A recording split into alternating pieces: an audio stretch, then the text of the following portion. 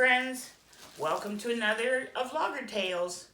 Today, we're in the Foxburg Library in the back because there's nobody here but us. Otherwise, we'd have to wear a mask, and you're only allowed to have 5 people in at a time. But because it's almost the end of the day, the librarian said it was okay if we came in. So today, is the week of fairy tales for the Foxburg's Fall Reading Festival for Read to Buddies program. And we saw a couple of your really cute pictures that you sent in, and they were really cute. The latest one that I saw was from Emmy Atwood, who was reading to her unicorn. But there were a couple of other ones too. But right now I just can't remember who they were, so I will look. But in the meantime, Loggers wants to read the story of Puss N Boots. He also wants to eat, as you can see. So, this book was written by Charles Perrault, and we are going to read the story of Puss N Boots. Are you ready to read? Yeah. Okay. Once upon a time, isn't that the way all good fairy tales start? There was a miller who had 3 sons. When he died, he left to them the only things he owned: his mill, his donkey, and his cat. Everything else had been taken by an ogre. The oldest son got the mill, the second son got the donkey, and the youngest son got the cat. The youngest son was very unhappy to get nothing more from his father than a cat. He was very poor and barely had enough to eat. At least my brother can work together and get food from the mill. All I have is a cat, he said to himself. The cat, who was named Puss, heard this and came up with a plan. He said to his new master, "Do not worry. Give me a sack, a jacket, and a pair of boots to protect my paws. I will take care of everything else." The boy had seen the cat do many clever things in the past, so he gave Puss a chance. He had a pair of small boots and a jacket made, and found a burlap sack that he could close very tightly. Puss in Boots went to a hillside where he knew there were a lot of rabbits. He waited patiently, and soon he caught a big, fat rabbit in his sack. See, Logger?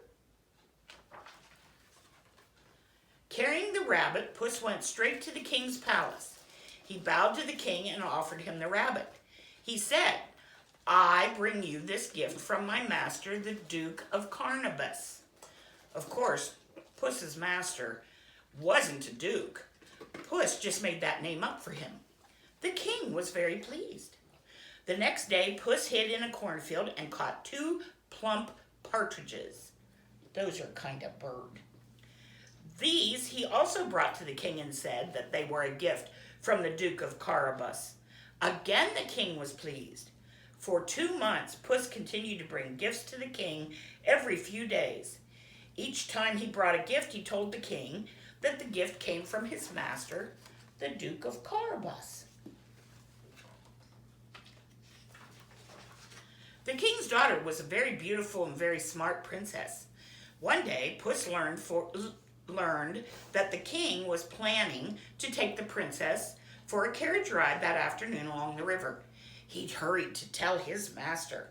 "Master," said the clever cat, "if you do what I tell you today, your fortune will be made. Go bathe in the river. I will take care of the rest." While he was in the river, Puss hid his master's clothes in the bushes. Then as the king's carriage passed by, the cat flagged it down. "Help, help!" cried Puss in Boots. "My master, the Duke of Carabas, is drowning." "Oh, no!" The king recognized the cat and sent his men to pull the Duke from the river. Puss told the king that thieves had stolen his master's clothes while he was in the river. The king gave Puss's master one of his own fine suits to wear and invited him to join their carriage ride. The princess thought the duke seemed to be a friendly and good-natured young man, and she liked him very much. And thus the king, the princess, and the so-called Duke of Carabas rode in on the carriage. The very clever cat ran ahead. Soon Puss came to a field where some farmers were working. He said to them, "When the king asks who owns this field, tell him it belongs to the Duke of Carabas." When the king's carriage passed the field, the king asked who owned the land. One of the farmers told him it belonged to the King of Carabas. That's quite a pretty yellow field, with all kinds of straw and hay. Again the cat ran ahead. He met farmers who were harvesting corn. Just as before, Puss told them to tell the king that the cornfield belonged to the Duke of Carabas. When the carriage passed the cornfield, the king asked who it belonged to. The harvesters said, "It belongs to the King of Carabas." The king smiled and congratulated the Duke on his fine properties. The cat, still running ahead of the carriage, said the same thing to everyone he passed. Each time the Duke asked the same question, and each time he was given the same answer. The king was amazed to hear that all that land belonged to the Duke of Carabas. He thought the Duke must be quite a wealthy young man. At last, Puss in Boots came to a grand castle, which belonged to a terrible ogre. It was the ogre who ruled over the land they had passed. Everyone was frightened of the evil ogre. It was said that he had the power to change into any animal. Again, Puss had a plan. He went up to the castle and asked to meet the ogre. You see the ogre? When the ogre came in, Puss bowed. "Greetings, Lord Ogre. I've heard a lot about you," he said. "I've heard that you can change your shape and become any creature. I'd like to see that. Can you become a lion?" Look! Instantly, the ogre changed into a terrible lion. Puss in Boots was so scared that he hid He hid behind the chair and refused to come out as long as the ogre was a lion. After a few moments, the ogre changed back into his ogre shape and Puss came out. "That was amazing," said Puss, "but it's probably much easier to become a giant lion than a teeny tiny little mouse. I bet you can't do that." The ogre changed into a mouse and Puss immediately caught him and ate him up. Ick! The terrible ogre was no more, and all of the ogre's servants rejoiced and thanked Puss for rescuing them. The king's carriage was passing the castle just then, and Puss ran outside to greet it.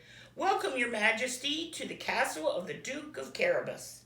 The king was amazed to hear that this grand castle also belonged to the duke.